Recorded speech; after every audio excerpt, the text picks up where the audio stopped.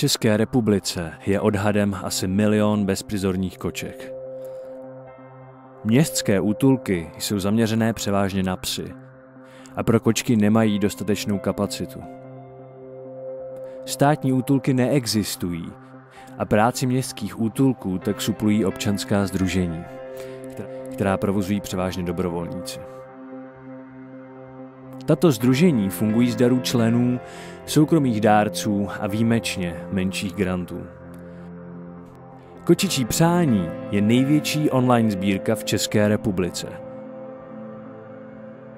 Podporuje organizace, které dodržují pravidla pro provozování útulku a hledají kočkám nové domovy po celé České republice.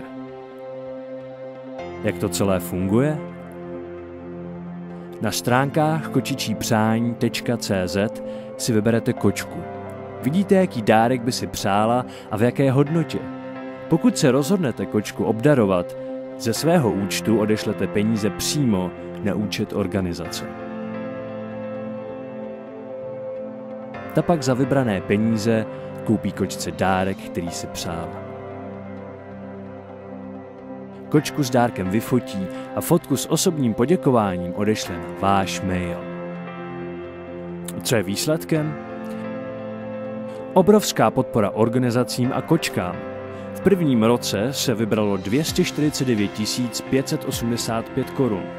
V druhém roce to byl 1 290 000 a ve třetím roce sbírky 2 084 000 korun a nějaké ty drobné. Dohromady se vybralo celkem přes 3,5 milionu korun. Pomáháte nám už 3 roky. Děkujeme.